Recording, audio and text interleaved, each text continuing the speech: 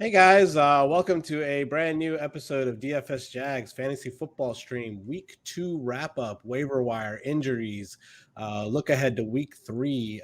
Joining me today, as usual, I'm Riku Mukherjee, my co-host Chris Caldwell. How you doing, Chris? Good, man. On some work travel in Colorado, so nice to be closer to your time zone. Yeah, how's the thin air over there? Dude, it's freaking beautiful here in the Yeah. fall. Definitely want to visit more often.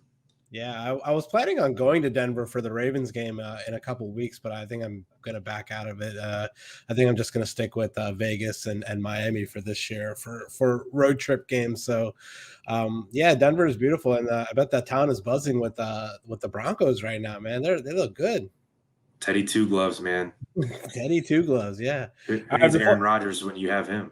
Yeah, exactly. Before we get started, comment, subscribe to Nickel City Mafia. If you have any questions in the live chat, we'll either get to them at the end or maybe our producer Mike will jump in right and ask us during the show tonight, and we can answer them on the fly. Just like last week, we're going to recap 10 games from this past weekend, give our thoughts on any fantasy outlook from the game and stuff like that, and what we like moving forward. Before we jump into the games, I do want to wish a hearty congratulations to my co-host Chris. He did get engaged this past weekend to his girlfriend Erica. I've known Chris for a long time, since like freshman year of high school, sophomore year of high school, and I've been through thick and thin for every girlfriend that he's had through college and everything. And he finally got tied down. So good work, Erica. Congratulations, and I cannot wait till the bachelor party. That's all I can say. Hell yeah, man. I'm already planning it. Good. It's gonna be a wild bachelor party. I feel like there's gonna be like 30 guys on that trip. Yeah, let's make it happen. All right, so yeah, on to the games from last week. The first game we're going to talk about, Bears Bengals. This game was pretty ugly game. 20-17. Bears covered a -2 spread. Looked good in the first half. Andy Dalton got hurt in this game, so it's looking like Justin Fields is probably going to be the starter this week. What were your thoughts about this game, Chris? Yeah. Fields didn't show particularly well in this game, but he did step in when Dalton went down and led him to victory. So there's something to be said about that. Some leadership qualities there. Certainly having all the starter snaps this week leading up to week 3 is going to help him. And if you have him on your team, I think you have to consider playing him in week 3, just for his rushing upside. So we'll get to that in a little bit with this week's waiver wire ads. But yeah, the Bears looked pretty good. I think their defense showed a little bit better than their offense this game. David Montgomery is their unquestioned workhorse. Damian Williams is no threat to him whatsoever. Saw a nice step up from Darnell Mooney this week in terms of targets and catches. And yeah, the Bears defense looked really good. Or Cincinnati offensive line looked pretty bad. They beat the pulp out of Joe Burrow a little bit. What do you think about Cincinnati? Yeah, it was a weird game. Joe Burrow didn't look that good. He threw some ugly interceptions in the first half, and they somehow still managed to almost win the game. Like they only lost by 3 points. Somehow he connected with Jamar Chase, and he's looking like he's going to be the downfield threat for them. Tyler Boyd looked all right. I think he went for seven catches or something like that. T. Higgins caught a TD. So it looks like they have a really good plethora of weapons for Joe Burrow, as long as he doesn't make that many mistakes. Like I think that their offense looks pretty potent, and I looked it up today, and I was really shocked to see that behind Derrick Henry, Joe Mixon is second in the league in rushing yards this year. So through 2 weeks, so yeah, Joe Mixon's getting his. He doesn't really have any competition in the backfield. I mean, Samaje Perine in there to spell him a little bit, but I nothing think great. I don't think he got to carry this game Yeah, at it was all. all Joe Mixon, It 20 was all carries. Mixon. Yeah, it was all Yeah, Mixon. man. So The name of fantasy football is volume, volume, volume, and more volume. So David Montgomery and Joe Mixon are like two, behind Derrick Henry, two of the biggest, no doubt about it, workhorses in the NFL. So yeah, I think you're not worried about Justin Fields cutting into David Montgomery's load a little bit? No. me and you, we have like a little difference of opinion on that. I like it when there's a running quarterback because the holes that you get are bigger. I think you might not have you're going to have more chunk plays because when Fields runs the option, they're going to have to pay attention to him. I think Montgomery's going to run for a higher yards per carry. So Fields is going to take some runs away, but I think Montgomery will bust a few big ones. We see that with the Ravens, right? Do you think Tyson Williams really is good enough to run for 6 yards per carry? Yeah, no. No. Lamar opens it up for him. Yeah, true. Kind of a dud game from Allen Robinson. I have him in a lot of leagues. I mean, he had a touchdown, luckily, but 2 catches. I'm not really sure how many targets he had, but hopefully he steps it up with Justin Fields at quarterback. I mean, knowing that he's a rookie, all going on the road this week to Cleveland, which is kind of a tough spot because Cleveland has an all right defense. Maybe he'll have like some sort of safety blanket in Allen Robinson in the passing game, but I expect to see a lot of RPO. I expect to see a lot of rushing attack from the Bears this week moving forward. But yeah, well, like you said, we'll talk about it later in the waiver wires. But if Fields is available, I think he's a must pick up if he's available in your league for some reason. Can I tell you about a trade that I got offered today that has a couple players from this game? Yeah. So in my biggest money league, I got offered a trade, and if you would have, I like declined instantly, but then if I thought about it, if I would have got offered this trade before the season started, like after the draft, I would have done it like without even thinking about it. So I got offered Clyde Edwards-Helaire and Tyler Boyd for David Montgomery, and I declined it. So yeah. I would decline that too, but I just think it's crazy to think about, right? Because CH went above David Montgomery pretty comfortably in drafts, right? And then Tyler Boyd is a nice PPR player. So, but I think with Fields taking over, I think someone was trying to snipe me a little bit on DMont because with Fields taking over Montgomery, I think this improves his stock, not hurts it. Yeah. As far as CEH goes, I mean, we'll talk about it later when we talk about the Chiefs, but I'm not really sure what his workload is going to be moving forward. I think he could be in the doghouse. He did fumble away a game pretty much this past weekend against the Ravens. So, he's turning out to be possibly a bust. It may be a little too early to say that, but yeah, I would at this very moment I would definitely decline that trade. Maybe keep it in the back of your mind if CEH has a good week and shows some work that maybe you can reoffer it later. But yeah, that's it from the Bears Bengals game. Let's talk about the next game here. Rams versus Colts. The Rams were a 4-point favorite in this game. They won the game 27-24. Pretty competitive game here. Carson Wentz injured both of his ankles. I don't know how he sprained two ankles in one game, but he's looking like he's probably not going to play this week. I'm not really sure. They haven't really completely ruled him out yet, but his backup is Jacob Eason. He came in on his first play and threw an interception to Jalen Ramsey, which pretty much sealed up the game. I had bet the Rams this game. I thought they were going to win this game for sure. I got pretty unlucky with the point spread here. Them not covering a -4 point spread. They won by 3, so it looked like had really good chance to cover this game, but the Colts just kept it competitive. So, what were your thoughts on this game, Chris? Yeah, I think I said last week's episode I didn't want anything to do with any Colts receivers, and with Wentz out, I think that remains true, even though we had a really nice game from Michael Pittman, and also Pascal caught another touchdown. So Pascal's looking like the primary red zone target for the Colts. He has 3 touchdowns in 2 games. Pittman, was well over 100 yards. But with Jacob Eason starting, you cannot play any Colts receivers, with any level of comfort unless you have a super, super deep league. So stay away from Colts receivers. Obviously with Eason playing, I don't think they're going to score a lot of points, but do they really have an option but to not lean on Jonathan Taylor? I think they're just going to have to run the ball 40 times and play keep away from their own quarterback, right? Yeah. So this is going to be really interesting to see how they do week 3 with basically a 0 at quarterback, even worse than Wentz, right?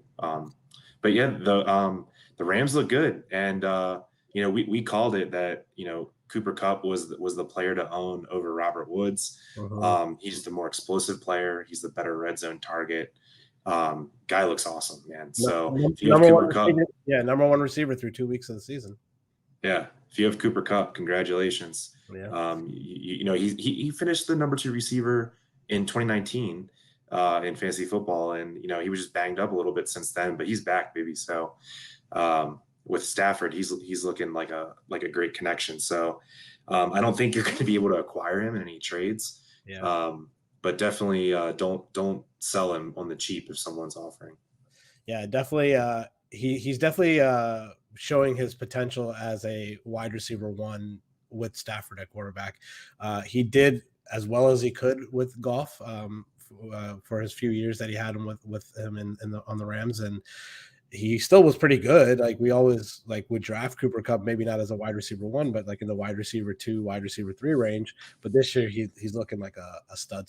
So yeah. As far as the Colts go, for me, Zach Pascal is looking like similar to what it seems like it's similar to like what the Vikings do with Adam Thielen, where they just get down to the red zone and just look for Zach Pascal in the red zone. I don't know how much you can rely on that in fantasy, to be completely honest with you. Like, I mean, what if they're at the 21-yard line? Who are they looking to? Are they looking at Michael Pittman or are they looking at Zach Pascal? But Zach Pascal, out of those two guys, I think Michael Pittman's probably the guy to own. But like you said, only if Carson Wentz is at quarterback. If Jacob Eason is in quarterback, you gotta see what he has first before you have any fortitude to start one of those wide receivers with any sort of confidence. Yeah. So talking a little bit more about the Rams, don't be fooled by Sony Michel's box score. He only came in because Henderson got a little banged up in the second half. I think it was like a bruised chest or something like that, but it looks like Henderson's going to play next week. So don't look too much into the fact that Sony Michel had some stats this game. It was purely injury related. I think he was pretty much not part of the game plan until that happened. And just one last comment on the Rams is like Tyler Higbee, he's like a 0. Like, what the heck? Tight ends are so weird this year. Yeah. I can't quite. If you don't have one of the top 4 or 5 guys, if you don't have Kelsey, Hawkinson, Waller, or Gronk, you're like pretty mad right now, I think. Yeah, Higbee had a good week 1, but this week he had a dud. I think it seemed like it was all Cooper Kupp. I don't know if it had something to do with how the Colts were covering the tight end or the wide receivers, but yeah, bad game from Higbee. But I definitely would say that if you have the ability to pick up Sony Michel, if you're in like a shallow league or something like that in the waiver wire, just in case. Darrell Henderson is out this week with his rib issue. Definitely pick him up and stash him. But then again, they're playing the Bucks this week, which they're outstanding on rush defense. So I would be hesitant to start any Rams running back this week because of the Bucks defense. But if you don't have any other choice, you could go to one of those guys depending on who's starting. But yeah, anything else about this game, or you want to move on? No, I think I'm good. Okay. Stafford looked good. So yeah, Stafford, if you have Stafford, if you have Stafford, then I think you're pretty happy with your pick there. He I'm pretty impressed that just through 2 games he's looking comfortable in McVay's offense. So sometimes you don't want people on new teams, but I think you can move on from that. He's looking nice. Yeah. All right, moving on. Bills Mafia. Let's talk about this Bills blowout game. Bills versus Dolphins, 35-0. This game was never competitive. Tua got hurt early in the game. Jacoby Brissett came in and spelled them and had a pretty whatever game. But yeah, Bills look really good this week. This was a game that I was also on as far as betting wise. I didn't put it on the show, but looking more and more, and then talking to Mike, who's a huge Bills fan, had how Josh Allen has just pretty much dominated the Dolphins over his career. I just couldn't not lay the 3 points with the Bills this last week. What did you think about this game, Chris? Yeah, I mean, it's kind of a weird game because I didn't necessarily think Josh Allen was looking dominant. Yeah, I think he might not even have 50% completion rate or barely over, but yeah, it was kind of an interesting game. It wasn't like the normal Bills run and gun offense. They ran the ball really well. They had 3 rushing touchdowns. Devin Singletary looks like their guy, man. I mean, he was week 1 because Moss didn't even dress, and then even when Moss dressed, Singletary had more yards. Moss had a couple goal line touchdowns, but Singletary got one too. So, yeah, I don't know. I never thought I'd say you can confidently start Devin Singletary as your RB2, but you can. What was the Zach Moss came in and had the touchdowns, right? Was he just the goal line back that in that game, or I don't remember exactly how many rushes he had. It was somewhere around like 10. I'm seeing 8 for 26 and 2 Mhm. touchdowns for Zach Moss. But So Singletary had more carries, yeah, more targets. He just only got in the end zone once, not twice. yeah, Yeah, I mean, I wouldn't know what to do with Zach Moss. I have him in tons of leagues, and I'm only starting him if I'm completely desperate right now, just because they haven't really shown their hand of who's their guy. I mean, Singletary's playing better, yeah. but they dress Zach Moss and they're putting him in on the goal line. And so you don't want the naked 65 yards from Singletary every week. So I don't know. I gotta let that one play out a little bit more. But The it was good to Bills, see good to yeah, see Diggs get in the end zone. yeah.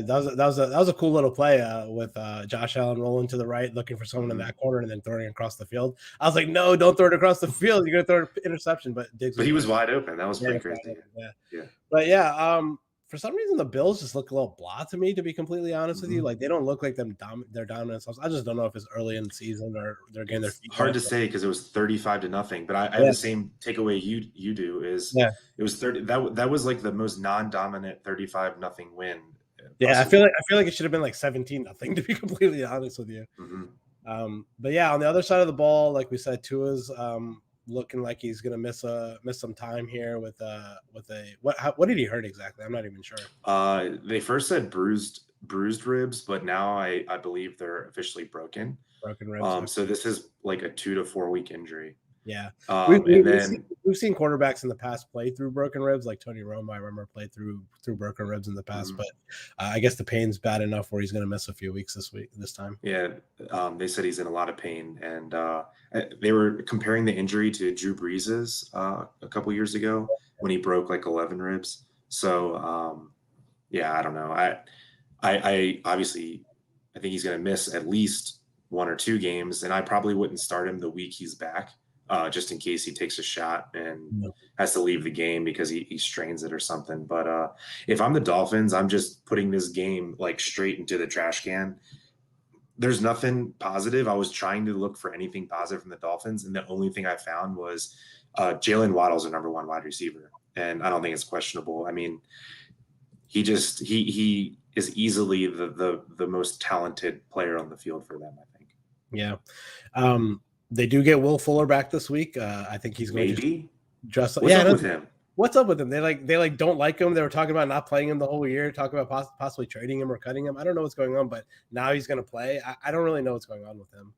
Yeah, I mean, I might have missed the story, but I just saw, randomly at the end of last week, he's out for personal reasons. So What they said was that he had some sort of disagreement with like the coaching staff or something like that, and they just decided they weren't going to play him. I think maybe they're just pissed at him for getting suspended for PEDs or whatever. So, but now they're saying that he's back and he's gonna play for them this week. So we'll keep an eye on that. Obviously, like throughout the week, if he comes in, he's gonna be their downfield threat. But I don't know how much confidence I have playing any Dolphins wide receivers or even Myles Gaskin with Jacoby Brissett at quarterback. I mean, he's serviceable, but he's not the explosive quarterback that you think of that can give you fantasy production. no, not really. I mean, he's a weird combination of like a game manager type that also has a big arm. Yeah, I don't know. I'm not obviously not starting him unless I'm desperate in a Yeah, two QB league. But I mean, I I guess give a little tick up to Gaskin because I think they'll run the ball a little bit more. He'll probably look for a safety valve more often, but not rushing to start any Dolphin with Brissett in there. your boy Mike Gesicki had 3 catches for 41 yards. Yeah, he had a goose egg week 1, and Yeah, then didn't do much week 2.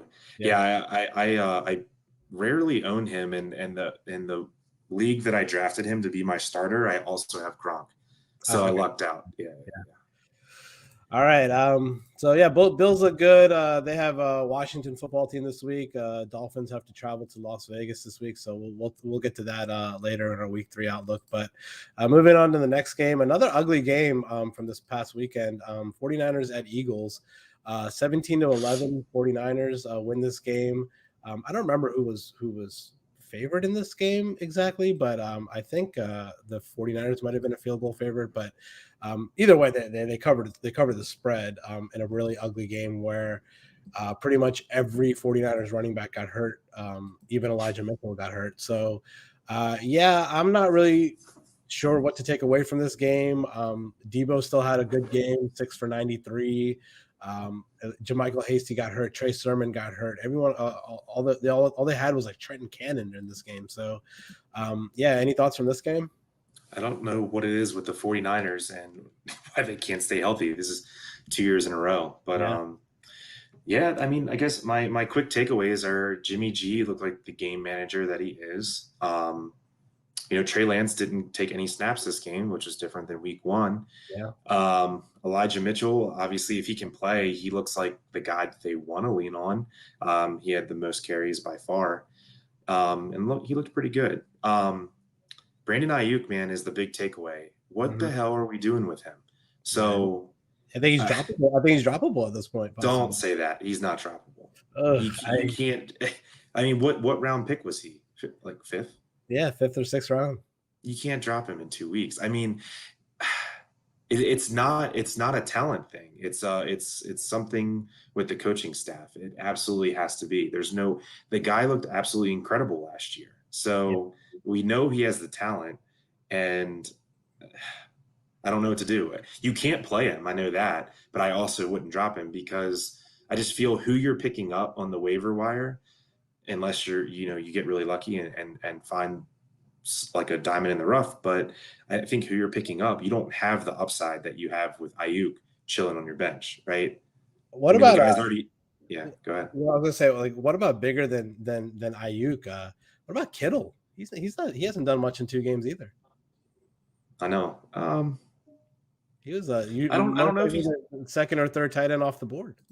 Yeah, I don't know if I doubt he still has a injury lingering, but remember, he didn't come back last year until like the last week or the second to last week. That might be it. I don't know, man. It's definitely alarming. It's like I said, Kelsey, Waller, Hawkinson. That's it. That's the big 3 so far. And Gronk too. I think Gronk you got to put in that category too. On the other side of the ball, we didn't see much from Miles Sanders. Jalen Hurts had a pretty blah game, 12 completions for 190. Most of that coming on 191-yard pass to Quez Watkins, where they didn't even score on that drive. They came away with 0 points on that drive. But nothing else much in the passing game. Goddard had a shitty game, 2 for 24. Gainwell, nothing crazy. Rager had 2 catches. Really, really blah game from Philly at home in their home opener. It's just not impressive at all. Super frustrating game if you own Jalen Hurts. Couldn't get anything going, and I think this shows that the Niners defense is for real. They gave up a lot of points week 1 to the Lions, but remember, like 20 of those points were in the last 3 minutes or something crazy. Yeah. So I think that the Niners defense is for real. So I'm going to keep an eye on them as maybe someone we have to avoid in fantasy. But Jalen Hurts looks good on the ground, so I'm still confidently starting him every week. Obviously, unless I have a top end QB, but I think if you have Hurts, he's probably your best guy. I'm not thinking about benching him just because that the rushing upside is too solid. Yeah. Hey guys, let me chime in here. Yeah. Hey Mike. Producer Mike here. How you doing?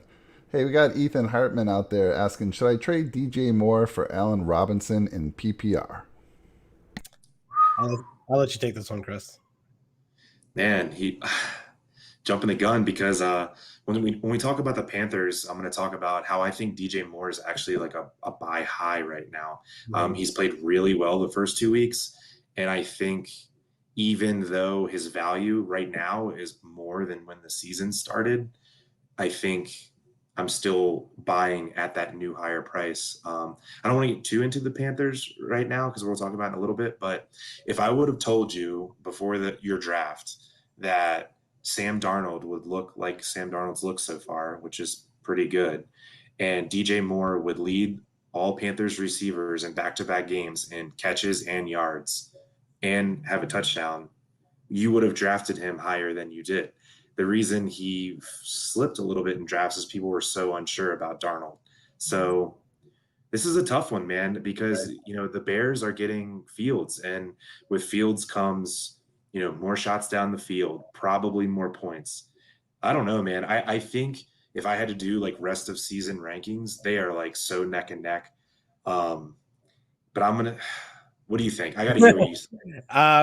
I would probably pull the trigger and do this just because I think that besides Christian McCaffrey, I think Sam Darnold has a really big safety blanket here with DJ Moore. Like, he's hitting him on a lot of targets, and Sam Darnold has looked really good in the first 2 weeks. And Allen Robinson he didn't have a great game last week. I own him in a lot of leagues, and I'm not happy with the production. But like you said, moving forward with Fields, we expect to have more points. We expect to have a better offense, but I just think that Sam Darnold is a more known factor to get his completions to DJ Moore than Justin Fields is to Allen Robinson.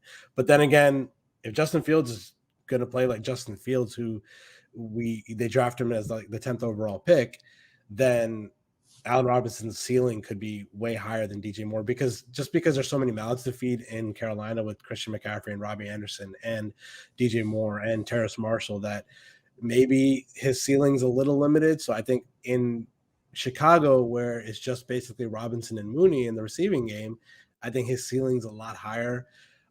But it's just such a 1-for-1 trade. I just don't know if you should do it. I mean, if you can maybe, I don't know which end of this you're on, but if you're trading Allen Robinson for DJ Moore, maybe you can. I think it's the opposite. Oh, is it the opposite? You're trading? I think he's trading more for for Robinson. Yeah, and I think you nailed it, Rick. Is when you make trades, don't do them to break even. You have to have like a tangible, win. Yeah, if you can get a second piece in that trade somewhere, like maybe like you add a second piece and they add a second piece, that's a little bit more towards your favor. You could probably pull that trade off, but 1-for-1 like that, it's too hard to call. I don't know. Now that I'm thinking through it, I heard you talk. I think with a gun to my head, I'd rather have Allen Robinson, especially if it's PPR. I mean, he's so damn solid, and like you said, fewer mouths to feed. But I think I'm countering that trade, and I'm adding a second piece to each side of the deal, where you're getting a what you feel is a small win on your bench. Like maybe add Tony Pollard and trade Zach Moss, something like that. So good. Thanks for the question. That's a really good trade. Yeah, that's a tough one for us. So sorry we couldn't completely answer it, but I hope you can possibly add a second piece to that and do it. All right. Anyways, moving on. Yeah, just chiming in again, guys. Just following up with Ethan. He just said I have McCaffrey already, which is why I think I'm going to do it. Go ahead, do it. Okay. Yeah, if you have McCaffrey on your team, I would probably do that trade. Yeah. Diversification, can't go wrong. Yeah, definitely. Go ahead. That's a good trade, and I think you'll be happy with that, especially if Field sticks. Yeah. All right. Moving on. We're going to talk about next game. We're going to talk about is Raiders versus Steelers, which was a very, very surprising game for me. Steelers were my number one bet last week as a -5.5 point favorite. They got the doors blown off of them in this game. The Raiders are, I want to maybe say legit. Like, they look really good. They beat the Ravens and the Steelers back-to-back weeks. They beat the Steelers traveling east, coming off an overtime game in a short week. Very, very surprising to me, winning 26-17 in this game, easily covering the spread, winning money line bets for you. What were your takeaways from this game, Chris? Derek Carr's legit. I mean, he's been legit. He finished last year on a freaking roll. He started this year, just I don't know how many yards he has through 2 games, but I feel like it's pushing 800. It's probably 700 and some. But, man, Derek Carr looks great. I know he got an MRI on his ankle Monday or Tuesday, so I haven't seen if he's 100% going to play, but I think he will. They had no running game against the Steelers, which is kind of to be expected. Kenyon Drake a little bit dudded out on people. Yeah. I think he was a pretty hot play since Jacobs was out, and he didn't do anything on the ground. Had a couple of catches that saved your day if you're in a PPR, but they couldn't get a running game going without Jacobs. But Carr made up for it, man. I mean, Henry Ruggs, I hate to say it, I'm the biggest Henry Ruggs hater. The guy looks good. I mean, he's had numerous big plays through 2 weeks. So I think Henry Ruggs is probably on your waiver wire if you're in a normal league, or he might be on someone's bench. But I think it's to the point where you have to start thinking about adding Henry Ruggs and maybe even considering him as a flex option. He's getting open deep. Yeah, you could even potentially go to like someone like Hunter Renfrow who's getting a lot of targets as well. So that passing attack looks really really good. And yeah, I don't really know what to make of their backfield right now with Jacobs being hurt. Kenyon Drake got like no run. Peyton Barber got way more touches than him. He sucks. Yeah, it's a weird backfield. I wouldn't if you have another option other than Kenyon Drake to start, I would probably go to that this week. Even though they're back at home. But the other side of the ball, man, I don't know, man. The Steelers, Ben Roethlisberger is not looking like he can compete in the NFL anymore, to be completely honest with you. He's looking like he has a noodle arm, to be completely honest.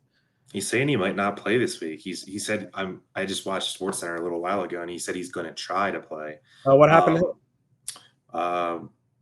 Chest injury. Don't quote me. I don't remember him getting hurt in the game. It must have been something he played through. He has a pectoral injury. Chest. Okay. But I mean, he filled up the box score a little bit. He got Deontay Johnson involved. Chase Claypool had a nice game. I think what this game means to me, my two main takeaways, other than the Roethlisberger is pretty washed thing, is that Juju is comfortably the third receiver on this attack. But Deontay's hurt now too. What happened to him? He did something. Let's see here, but he might not play this week. So if he's out, then Juju and Claypool are the guys. Yeah, I definitely lean Claypool pretty easily over Juju. I mean, guy just can't get separation. I mean, he went down late in week 2 with a knee injury. He's not practicing today, so he reportedly avoided serious injury, but he could easily miss this week. So with Ben possibly not playing this week and Deontay possibly not playing this week, I think the guy to go to is Claypool and Najee. Yeah, thanks for mentioning Najee. I think he scored a TD through the air. Yeah. But I still think if your owner of Najee in your league is a little unthrilled with him so far, shoot a buy low offer on him. I mean, he's got the talent. He's going to come through when the weather gets cold, when that defense ramps up. They're going to want to do ball control. Najee Harris, one of my favorite buy lows right now, if you can still consider him that. And then my last takeaway from the game is Pat Freiermuth. Ebron, I think he played. He wasn't on the stat sheet. So Freiermuth had 4 catches, and he's easily the better athlete at this point of Ebron's career. And I'm not saying pick him up and start him, but tight end is so weird this year, and there's not a lot of guaranteed starters thus far. Pick up Freiermuth and put him on your bench if you're having bad luck. Like if your tight ends are Gesicki and Higbee and people like that, throw him on your bench and see if they keep going to him, because he's a great player. If Kyle Pitts wasn't in this draft, Freiermuth would have went in the first round. Yeah. Are you okay with rolling out Steelers offensive players with Mason Rudolph at quarterback potentially? Yeah, all the normal characters. Yeah, I am. I guess maybe not Juju, but the top 2 receivers in Najee, you got to play them. Yeah. All right. Moving on. Next game, we're going to talk about another surprising result from this past week. Panthers versus Saints. Panthers looked really good. They won the game 26-7 as an underdog in this game after the Saints had blown the doors off the Packers the week before. But yeah, Panthers look really good on offense. Jameis went back to doing Jameis things, very much so in this game. Biggest takeaway for me now, I'm not pressing the panic button yet, but Alvin Kamara, man, I don't know. He's not living up to that 4th overall pick that he's went mostly in preseason drafts. No, I mean, I would hope this was his worst game of the year. I mean, how do you forget about Alvin Kamara? If you almost have to get the ball in his hands every third or fourth play, or you're just failing. I mean, he's on the Christian McCaffrey level of talent and, ways to affect the game. So, he had you know, 8 carries for 5 yards. That's pathetic. yeah, he did all right in the passing game, and that's where he kind of affects the game the most anyway. I wonder how much of this had to do with, the Saints having a ton of coaches out with COVID. Yeah, I don't know. I don't know, the direct impact of that, but I'm sure it has to throw your routine off a little bit. But anyway, Saints looked like freaking garbage. I mean, the Panthers defense just ate their offensive line alive. So basically, I was looking at something today. Like anytime Jameis would do play action, it was a pressure or a sack. Like he didn't have time to do play action. It didn't work. They weren't biting on it. They just said, no, we're going after the quarterback. So, and I remember we said this in our preseason show, Rick, that we were kind of interested in seeing the Panthers defense, like how they were so young and ascending. They're it, dude. I picked them up wherever I could when my waivers. And we'll do a week 3 spoiler. Yeah, they might have to be the number 1 ranked defense this coming week against Davis Mills in Houston. Yeah, exactly.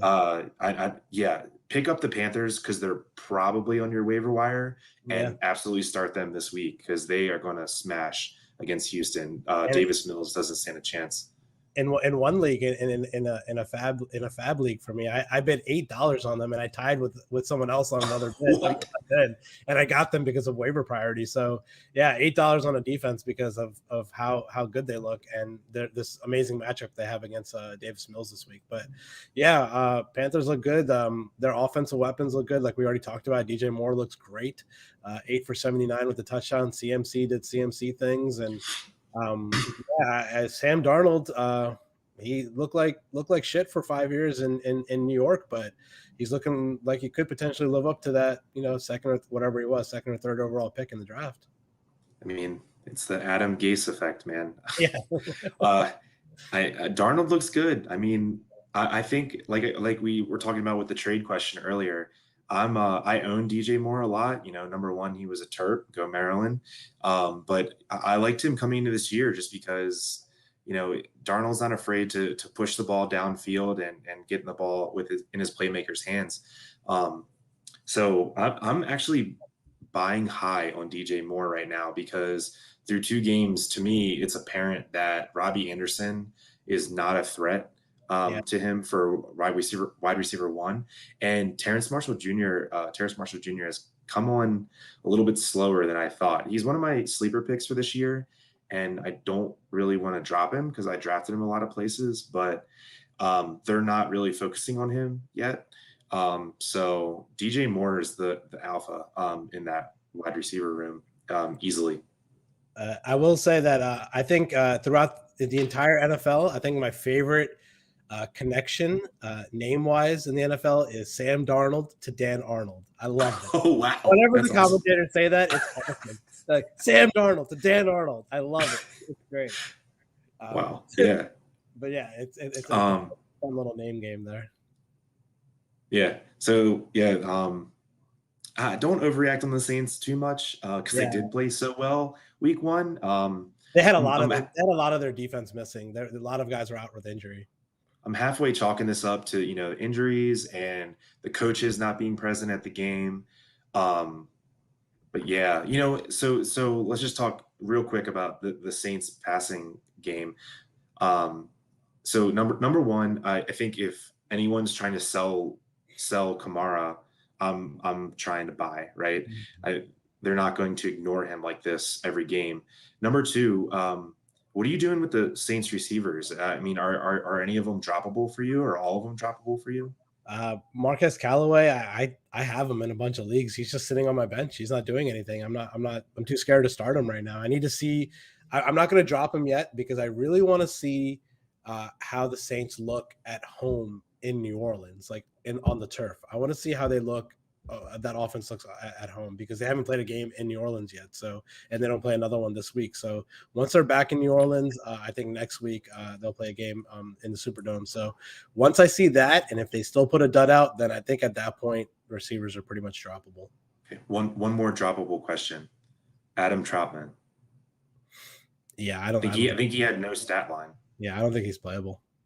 Definitely. Yeah, he's definitely not playable. I'm wondering if he's droppable or if he's a decent stash. I mean, in right before the show, I was looking at my leagues and trying to do putting my waivers in, and I literally sat there and contemplated for like 3 minutes. Do I drop Adam Troutman for Max Williams? Max Like Williams. I'm at an all-time low in my life right now. Yeah, that's a good segue into our next game. The Vikings versus the Cardinals, which is one of the most exciting games of the weekend. Yeah. 33-34, Cardinals win. They don't cover the spread. Vikings had a kick to win the game that Greg Joseph blew, and they couldn't pull off the upset victory on the road. But yeah, this was an exciting game. Like we talked about before, Kirk Cousins gets down to the red zone and looks for Adam Thielen. He had another touchdown this week. KJ Osborne got in the end zone. Justin Jefferson got in the. It was a wide receiver party this week. Dalvin Cook got his on the ground. He had 131 yards rushing. The other side of the ball was just as exciting with Rondell Moore just having a breakout game. It was a Rondell Moore coming out party. Max Williams had a great game. These are two offenses and two pieces, two teams that you want to own in fantasy for sure. Yeah, this was a super exciting game.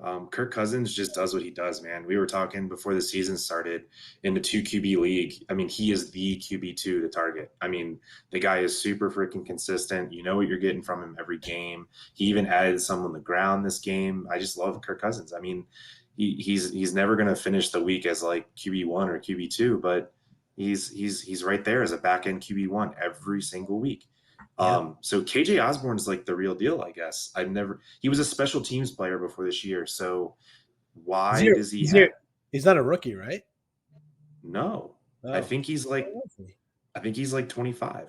Oh, I looked it up like last week. I didn't look it up I don't remember, but I looked it up and I was like, well, where's this guy from? Why have I never heard his name? He was a special teams player. So he has back-to-back, I don't remember how many yards he had week 1, but it was like more than 70 or 80 and a touchdown. So I don't know who he is. I don't know his background. I have no idea where he went to school, but I think you have to look at a guy that has over 80 yards and a touchdown back-to-back weeks in an efficient offense like the Vikings. So yeah, KJ Osborne, he's on the waiver outlook this week. So yeah, if you can get him for cheap, throw him on your bench. If you have, someone who's not producing like a Callaway or something like that, definitely pick him up if you can. Yeah. So no Vikings tight end looks like they're going to be valuable this year, since Irv Smith's out for the year. So give up that hope if you had any. Max yeah, Williams. Man, our what's that? Max Williams. Yeah, don't be fooled into picking up Max Williams. He had no catches week 1, so it was a lightning in the bottle kind of game.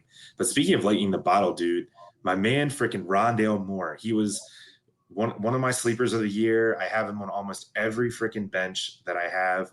I didn't play him in any league, I think, except for one, but I'm just pumped. See, I just love having players like that. Even if they're on your bench, that means number one, no one else got the points for him that week. Number two, you have him for the rest of the year. So Rondale Moore is unreal, dude. I mean, his big long touchdown was a little bit of a busted play.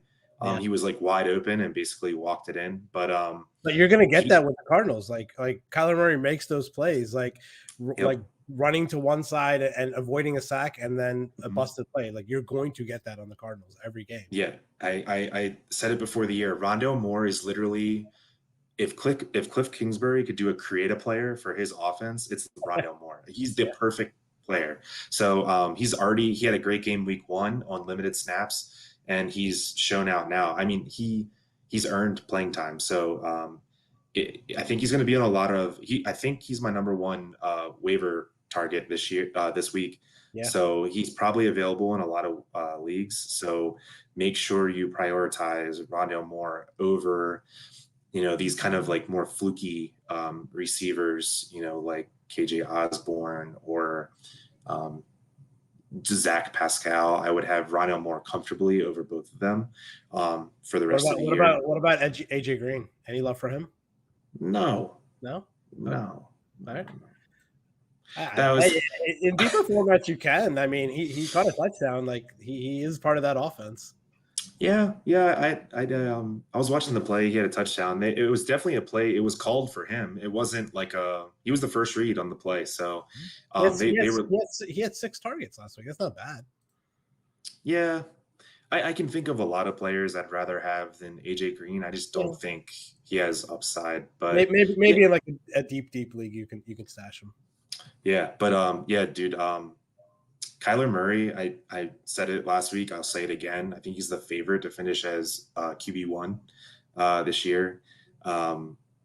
He's just killing it through the air, killing it on the ground. I mean, he's probably the MVP of the league through 2 weeks. Him or Brady? Yeah, him or Brady. Yeah. Yeah. Yeah, so I think he's a top 3 MVP candidate. He's top 3 candidate to finish QB1. Yeah, he's unreal. He's going to throw interceptions. That's what he does. When you run as many plays as the Cardinals do, you're going to have interceptions, and it's no big deal. But yeah, other than the obvious, I think just comment real quick on the running back situation. It's kind of worked out how we thought it would, right? Chase Edmonds is a back end RB2 or a flex play in a PPR. He's getting the targets, he's getting the catches. Last week he had over 100 yards total. This week he had around 70 or 80 yards. So he's, I think, doing exactly what we thought. And James Conner is also doing exactly what we thought. He's getting the grinded out yards, and he might get a red zone look, but he's not producing in the passing game, and he's never gonna have that 100-yard game. So yeah, pretty predictable from the Cardinals so far. All right. Yep. Speaking of Tom Brady, let's get into the man that doesn't age. He did it again for the Bucks. 5 touchdown passes and a 48-25 win. This game was a little bit more competitive than the score finally indicates. The Bucks did cover a 2 touchdown spread here. They had 2 defensive touchdowns in the last quarter of the game, which looked like the same exact play. I thought I was watching a replay on that second pick six. It was to the same guy. Literally the same guy on defense, and he scored 2 touchdowns on defense. So, big day for the Bucks defense and fantasy. Atlanta looked okay. They looked a lot better than they did week 1, I think.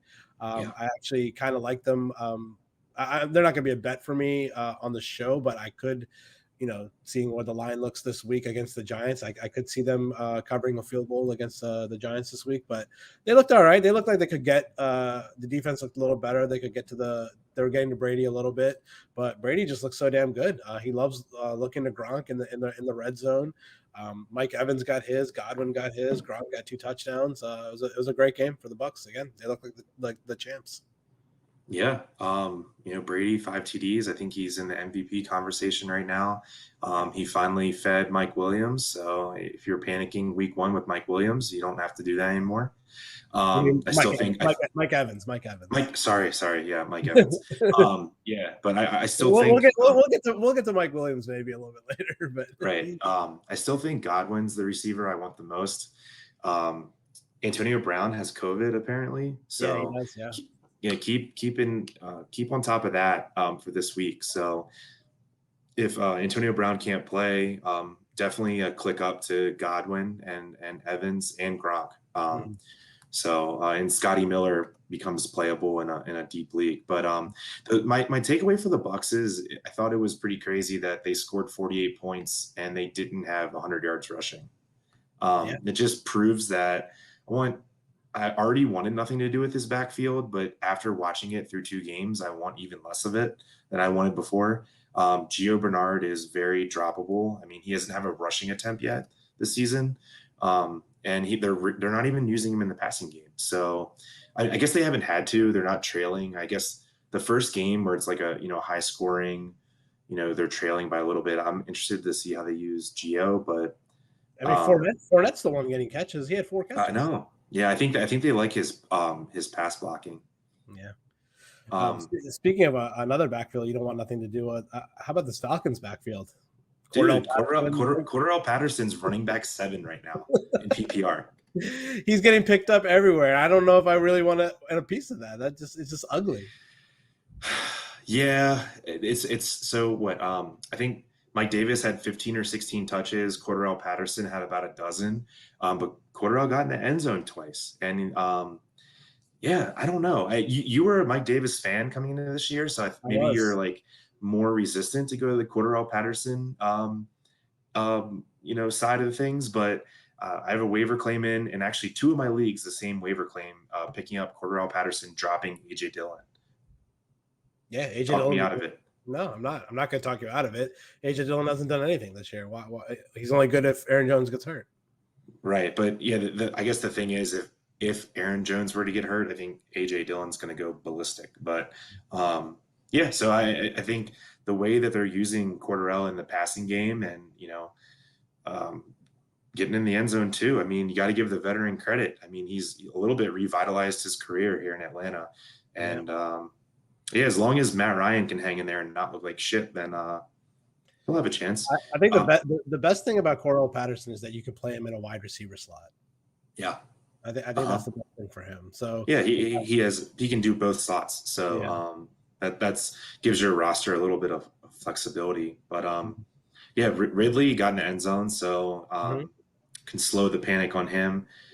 Kyle Pitts, I was a little bit of love the talent, but I was a little bit of a hater on him in leagues this year, just because 21 years old, takes tight ends a while to get adjusted, but he's just right into, basically I'll call him the wide receiver 2 on that offense. So if you have Kyle Pitts, I think you're not too upset with what you've got so far. I mean, he's only going to get better. And the last thing, Russell Gage is droppable. Yeah, absolutely. Mike Davis had 7 catches, so that's something. For like 20 yards. Yeah. How do you have 7 catches for 20 yards? It's not bad not bad for PPR, but yeah, the yardage is not good.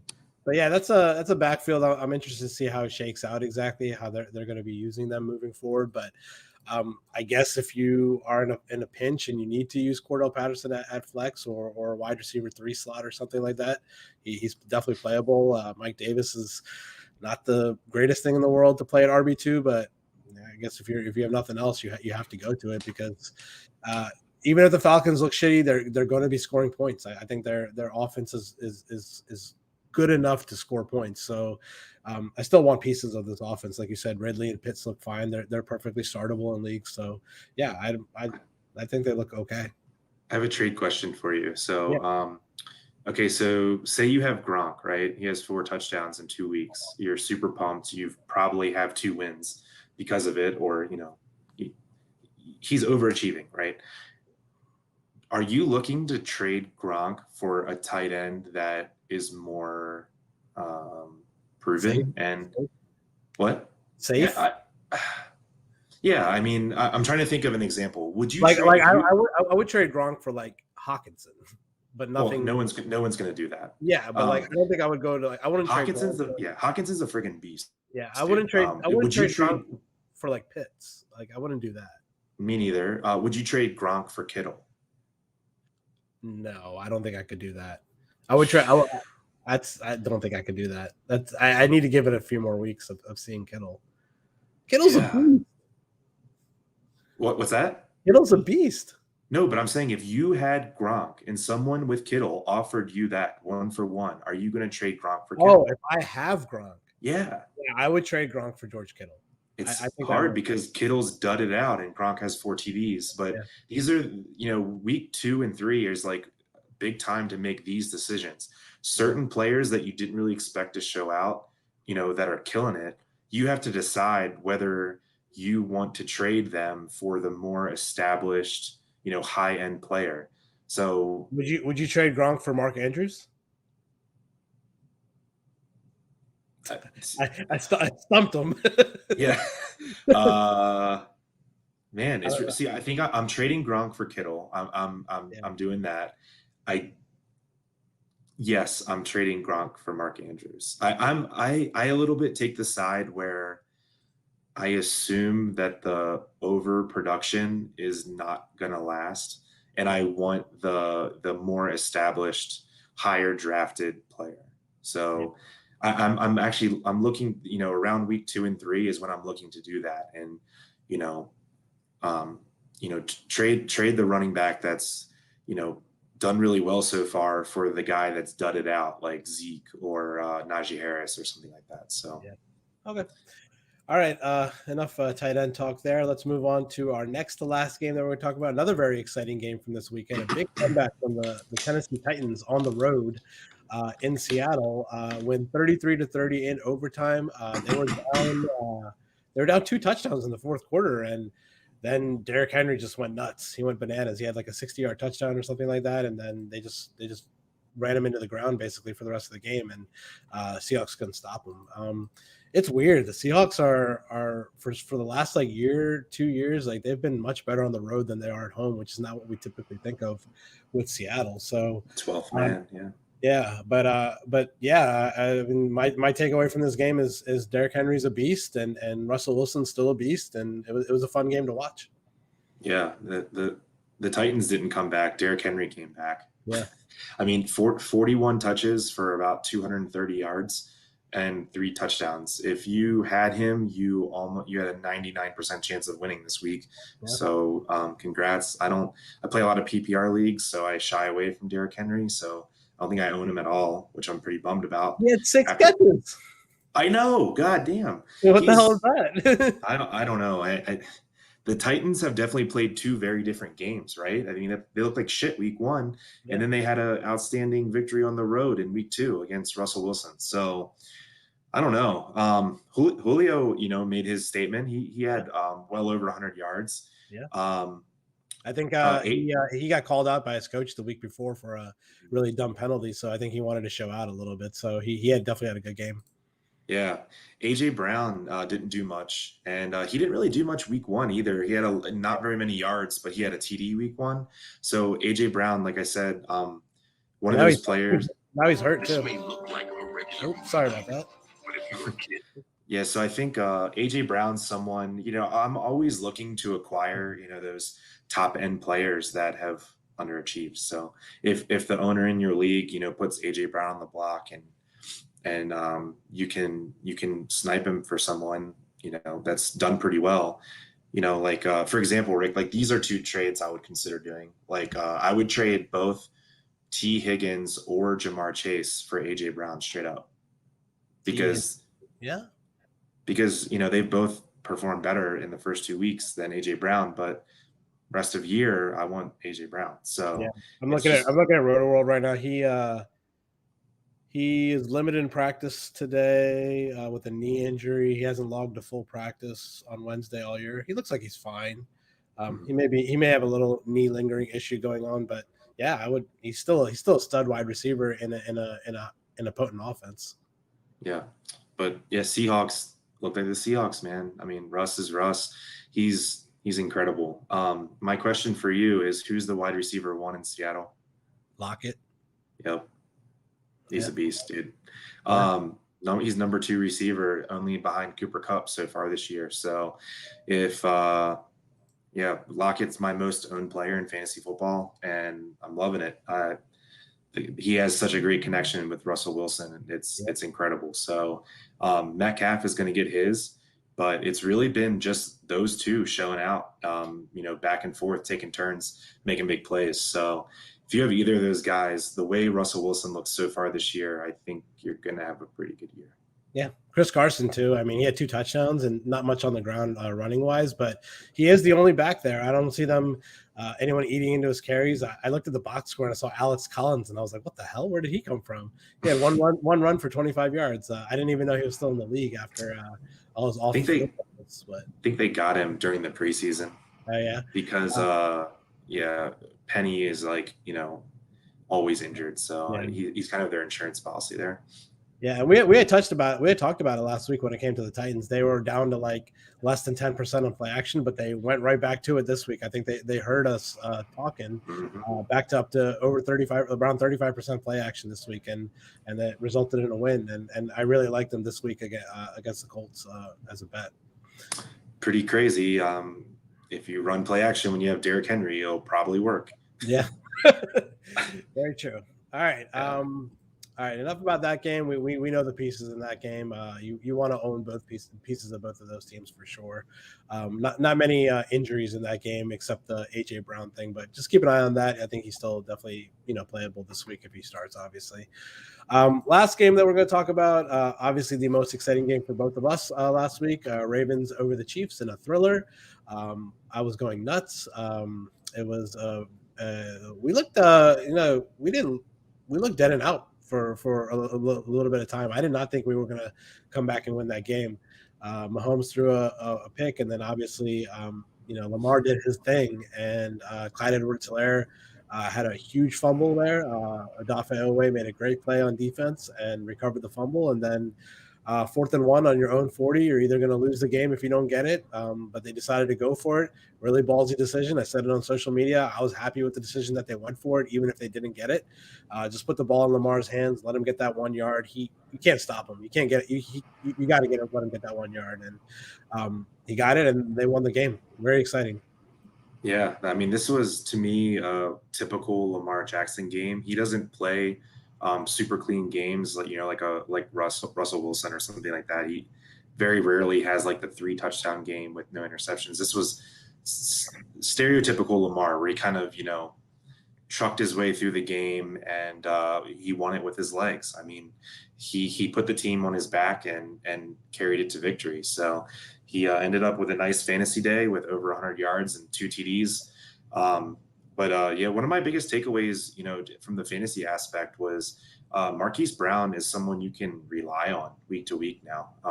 I know Bateman's out, so it's a little bit of a target funnel to Hollywood, but dude, he looks good. I mean, what if I told you from week 12 of last season, Devontae Adams leads the league in touchdowns and number 2 receiving touchdowns, and number 2 is Marquise Brown.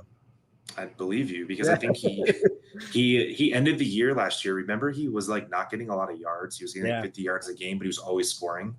I mean, him and Lamar, they're from the same part of Florida. They have that connection. They train in the offseason together, and Marquise Brown just took a couple years to adapt to the NFL. It's not a huge deal, and I think a lot of people were down on him, but he looks like he's going to be it, and he's who Lamar looks to when he's leaving the pocket. He's trying to hit that big play. Lamar. Bad game for Tyreek Hill. Yeah, I was so surprised because I was at the game, and that's why I still kind of had no voice. But I was so surprised that I think he had 29 total yards. He had a 15-yard run and a couple catches for 14 yards. Yeah. It almost seemed like more than that. Live, he must have had like a play called back or something, because it seemed like he had more than 4 touches. But anyway, hats off to the Ravens defense for I think they were gonna pick one or the other, Kelsey or Hill, and shut it down, and they obviously picked Hill. Great game by the Ravens defense, couple of key turnovers, and eliminated Tyreek Hill from the game plan. So, Kelsey killed him all game long, but Kelsey kills everyone all game long. So do you think of those people that drafted Travis Kelsey in the first round, they're probably pretty happy with it, huh? Yeah, I think it's slam dunk. He's so good. He's unguardable. I think you just got to let him get his like just what the Ravens did. You have to just let him get his 80 to 100 yards. Try to keep him out of the end zone and just try to shut down Tyreek. I mean, that's how you stop the Chiefs. I want to talk about these backfields for a second. We calling CEH a bust? Are we trading him, or what's the thing? And then also on the Ravens side, who you want to own on that side? Tyson Williams or Latavius Murray or Devontae Freeman? We saw him a little bit too. Yeah, so I'll start with the Ravens. Tyson Williams, I think, is the guy to own. He's the youngest by a lot in that backfield, so I think he'll be able to hold up the best throughout the season. He's producing, even if only a little bit in the passing game. I think it means a lot that, I'll call him a first-year running back, that they trust him on pass protection and catching the ball. So he's averaged over 5.5 yards a carry 2 games in a row. So I don't see what there is to run away from, right? So I know Murray's the one that got in the end zone. They probably at that point trusted the veteran around the goal line in a clutch spot. So I'm not super thrilled to start Tyson Williams. I don't think he's a RB1 candidate on a weekly basis, just because I think they will share the ball and ride the hot hand. But I'm definitely owning Tyson over Latavius, and I think Freeman and Bell are a very distant third and fourth there. But as for CEH, I think I'm going to plant my flag pretty firmly in the buy low category. I'm not running away from him yet. That offense is way too good for him to just completely dud out all year long. They're going to have rushing touchdowns. It just, by luck, it just has to happen. So I'm not worried about CEH. I don't think he had a catch that game. Yeah. Did he have a catch? No. Super weird. I mean, he's one of the most prolific receiving backs in college football, and Patrick Mahomes refuses to throw the ball to the running back. I don't get it. Sooner or later, he's gonna have to do that. You don't have any fear of that fumble putting him in the doghouse at all? Who are they gonna play? Darrell Williams, Jerick McKinnon? I don't know. Yeah, I mean, Jerick McKinnon is 3 or 4 years past his prime, and he's pretty injury prone. And Darrell Williams is just he's a jag, right? I mean, he offers nothing in terms of athleticism. He just seems like a player that they're fine with coming in, for 15 plays a game to give CEH a blow. But I'm buying low on CEH if you can pull off a trade, with someone. So yeah, we were in our league, in our big baller league. My buddy Sayo was trying to trade CEH, and Bo offered him Marvin Jones for CEH straight up, and he did not. He rejected it. But I don't know. Yeah, that's kind of where CEH has dropped down to. It's like a low end wide receiver 2, maybe like a wide receiver 3, like straight up kind of deal. But yo, Sayo, hit me up. I'll take him. No, seriously though. My running backs aren't very strong in that league. I have good receivers, but my running backs aren't that great. Yeah. All right. So what do you think about Casey's receivers? I think it's kind of proven what we thought, right? I mean, I think that we said we don't know who their number 2 guy is, and it showed this game. Pringle had a big touchdown. Demarcus Robinson had a big touchdown, and Hardman was involved. So I just think with that offense, you're never going to know what guy is going to make the big play. So I'm not playing any of them ever unless there's like an injury or two, right? And you can a little bit more like focus on who's going to get the looks. Yeah, I agree. It's a crapshoot, and I think it's more of a DFS kind of thing where, like, if you're playing DraftKings, like, just pick one, close your eyes and pick one based on salary. But season long wise, I don't know you can just take your guess there. But I don't have an answer to that question. But I did want to say that, like we had said earlier with the Bills, Casey kind of looks a little blah, to be completely honest with you. Like, they don't look like I don't want to say they're not trying, but like they just feel like they feel like they're too good that they can just kind of turn it on whenever they want. They were struggling. They came back against the Browns last week, and they could be 0-2. They could be 0-2 very easily, and I don't really know. They could also be 2-0. Yeah, but I don't really know what that means. Like, it just feels like Patrick Mahomes, when he feels like he wants to play in the second half or the fourth quarter, he just turns it on and he feels like he can beat anybody. But that's going to catch up to them at some point, and they better watch out. They got a tough test at home this week against the Chargers. So I'm interested to see how that game plays out. Yeah, with Tyrann Mathieu, Chris Jones, Patrick Mahomes, Kelsey, Tyreek Hill, the Chiefs are always weird to me because, like, I feel like the Ravens and the Steelers operate, way differently than them. They don't want like the 7 or 8 like high end players, and then the rest of their roster is kind of like blah. They want a very even, next man up type roster. It's just kind of how the AFC North is. But the Chiefs, they know how to win just because they have 6 or 7 players that are just better than you. It's weird to watch, but it works for them. But yeah, I think having that kind of philosophy, I think, like you stated, you have the ability to get caught napping a little bit. Yeah. All right, that's going to wrap up our recap of last week. Sorry if we didn't get to a game that you wanted to hear about, but we try to limit it to 10 games a week. Maybe when we hit some buys later this year, maybe we'll get to more games or something like that. But let's talk a little bit waiver wire. Give me some names that you're looking for: running backs, wide receivers, whatever you want to talk about.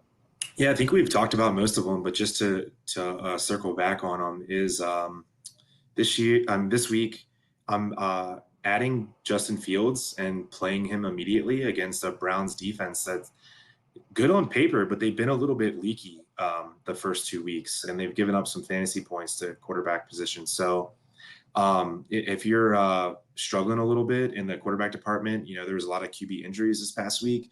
If that hurt your team, I think I'm confidently picking up Fields and playing him right away.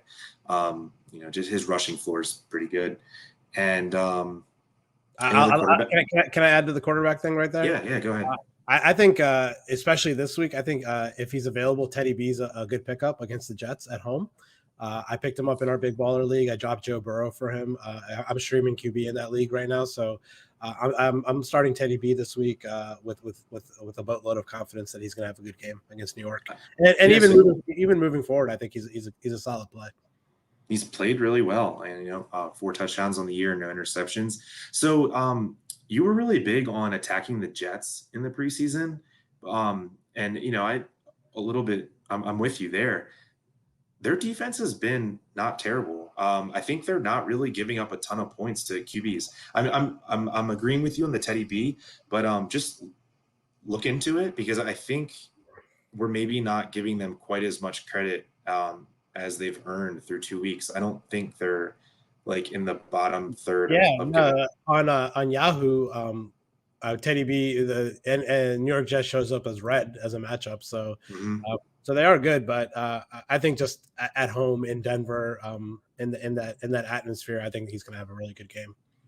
Yeah, for sure. Broncos look great, man. I mean, that was one of my favorite over bets when we were doing win totals. You were right about the Broncos, and I was right about the Panthers. I think that's two takeaways we got. Yeah, definitely. What about running back? Yeah, Cordarrelle Patterson, man. I think if you're in a PPR league, my 2 ads this week, if they're available, Cordarrelle Patterson and Michael Carter. The Jets are the Jets, and Zach Wilson kind of looked like dog shit this past week. But Tevin Coleman's not going to be the guy long term. Ty Johnson actually played pretty good, but I think as the Jets, fall out of contention in the next couple weeks, I think they're going to want to see what they have in Carter. So he got more run in week 2 than he did in week 1, and he played pretty good. So I think he was dropped in a couple of my leagues in week 1, and I picked him up at least one place. So if he's still out there on your waiver wire, I'm not saying pick him up and play him right away, but he was a mid-round draft pick in fantasy football this year. So why not add a talent like that to your bench if you can? Yeah, I agree. I also think that if Sony Michel is available, you should absolutely pick him up this week, just in case if Henderson's out. Especially, put those 3 in priority for me. Which 3? Sony Michel, Carter, Cordarrelle Patterson, and Sony Michel. Not in terms of playing week 3, if you're talking about just having a bench stash. Yeah, I would say Carter number 1, because I think, like you said, like as they come out of contention, they're going to want to see what they have with him. And he was really good in college too. I like him. I picked him up this week in a couple leagues. But Carter, and then I would probably go with Patterson and Sony Michel last. Sony Michel is just a play only if Henderson's out. I think Henderson's still the guy there. But I think if you're in a pinch this week, even if it is against the Bucks and Henderson's out, Sony Michel's a pickup. And another name I'll throw out there just for PPR purposes. I wasn't too ecstatic about what I saw out of Antonio Gibson from the Washington football team this past week. J.D. McKissic had a great game in the air, 5 catches for 83 yards. I think he's definitely pick upable. And as a stash in PPR leagues, standard, I would definitely stay away from him. But in PPR, I definitely think he's serviceable if you're in a pinch, especially if you have injuries or buys coming up or something like that. He's definitely serviceable for sure.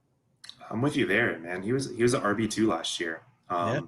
And I know that was a little bit because they weren't giving Gibson, much run because in his rookie year in the passing game. But yeah, no, I like that pick. Thanks for telling me that. I kind of forgot about him. But yeah, he had a touchdown and he did nice in the receiving game. So all right, give me some names of wide receiver. Yeah. Yeah, I think my number one wide receiver out of the week is Rondale Moore. Mm-hmm. Super high powered offense, electric player, can score anytime he touches the ball. He's my number one ad in wide receiver.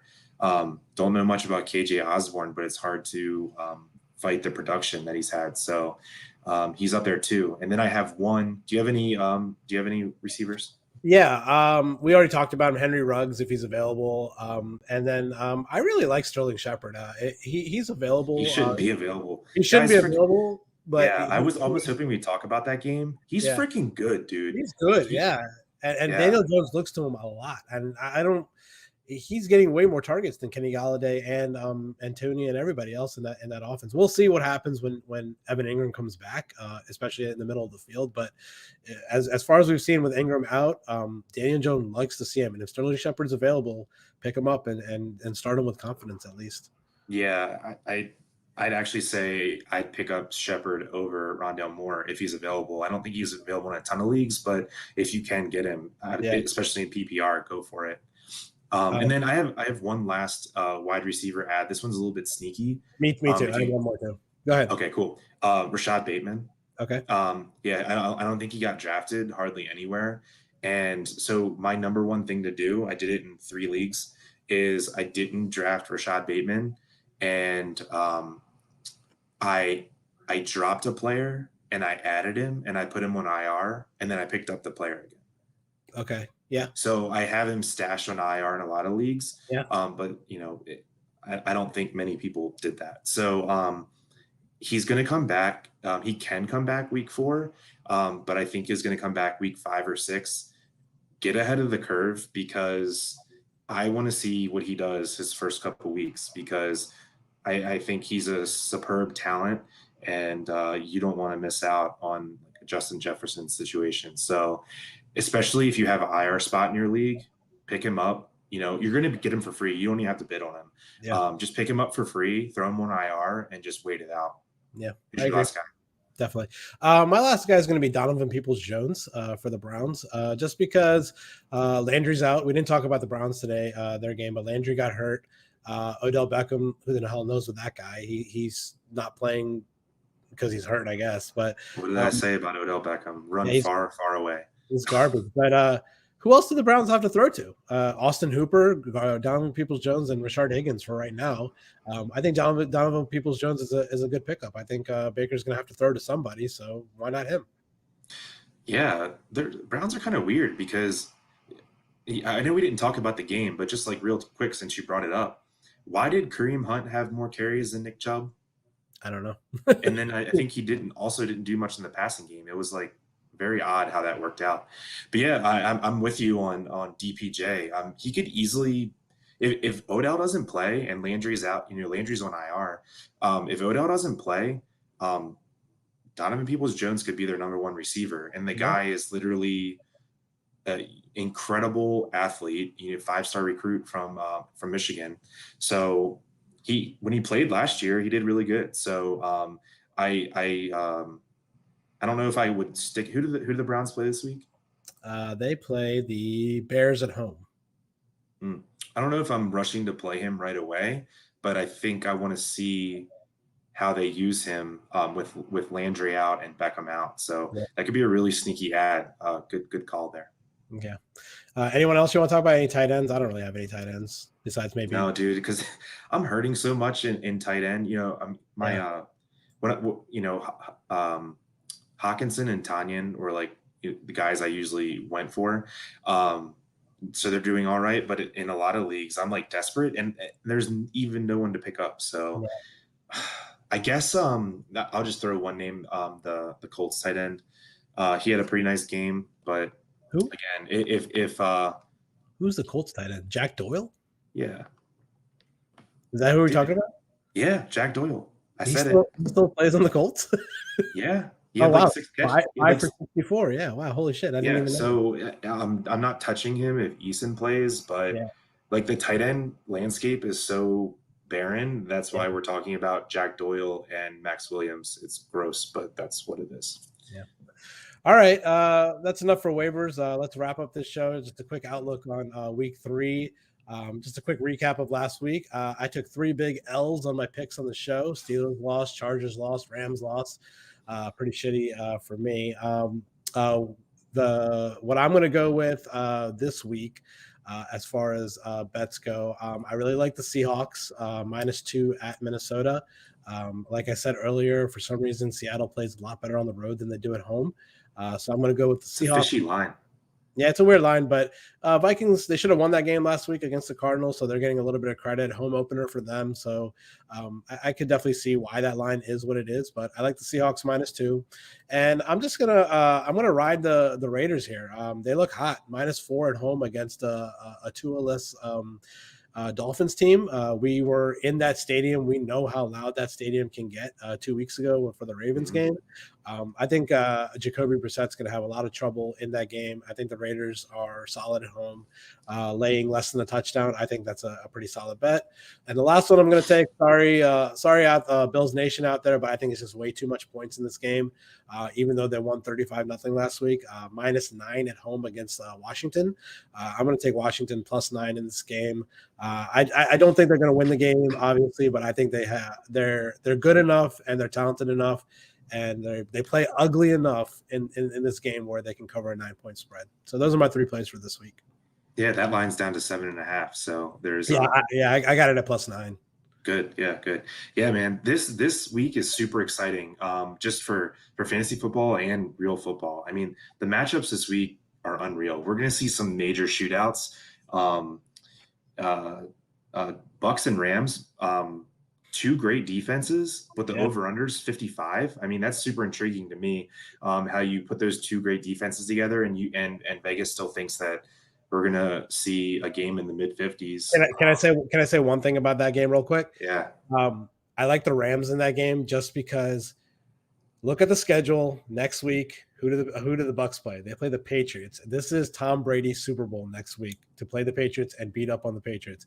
So I think it's kind of a look ahead spot for him. So be wary, because they are the Bucks. They are really good, but I do like the Rams at home this week. And a look ahead Tom Brady. Did you see he's also on track to break the passing record in New England? That would, I mean, talk about a storyline. Good grief. I mean, that's like from the heavens. Go ahead. Seahawks and Vikings. You already talked about that game. That game might have 100 points. Yeah. So 2 teams that love to shoot out and can move the ball. Packers and 49ers. I think that game is going to show a lot about, who is like at the top of that second tier in the NFC. And the Bucks are up there, the Rams are up there, but who's that next team that can cement themselves as a threat to those top teams? So I'm super excited to watch that on Sunday Night Football. Who are we cheering for in the Bengals Steelers game as a Ravens fan? Oh, I'm never cheering for the Steelers. So. I don't want to cheer for the Bengals. They might be better. Yeah, you might be right, but no, I gotta cheer for the Bengals. I have more players on Bengals for my fantasy football, so okay. I'll cheer for the Bengals. But and then we talked about it briefly. One more thing about the waivers: Panthers defense.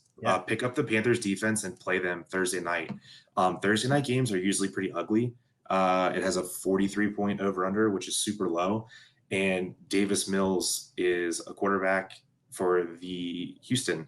So I wouldn't be thrilled to start the Panthers against Tyrod because he's usually pretty safe with the ball. But man, Davis Mills is going to be like has no freaking shot. I love the Panthers. Also like the Broncos as a pickup for defense against Zach Wilson. He threw 5 picks last week at home. If that's available in your league, Denver and Carolina are like my top 2 streaming defenses this week. Yep, like them too. And a third, while we're talking about defense, another one I like is Arizona against Jacksonville. Trevor Lawrence and Jacksonville look like shit, and Arizona gets sacks in bunches. So I look for that game to be pretty ugly too. So really shoot for one of those 3 defenses. I think 1 or 2 of them might be available in your league. So check it out. Sounds good. I think that'll do it for the show this week. My biggest bet of the week is Ravens money line and USA Ryder Cup win money line parlay. I absolutely love that. I'm going to be cheering for both this weekend. I'm so excited to watch the Ryder Cup this weekend, like we talked about last night. So excited to watch football this weekend. I'm going to have a good time watching sports this weekend. Chris, are you in Denver for the rest of the week? No, I'm going home tomorrow. So I didn't actually watch a whole bunch of football live this past week. Like you said, like I got engaged. I had a lot going on.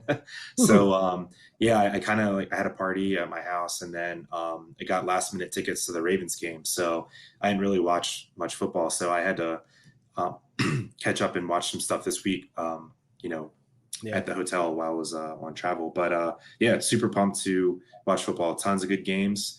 And good luck in your fantasy matchups. Yeah, you too. All right, guys, take it easy. Like, comment, subscribe. If you have any questions, tweet at us. Congratulations again, Chris, and we will see you next week. Thanks, man. See you.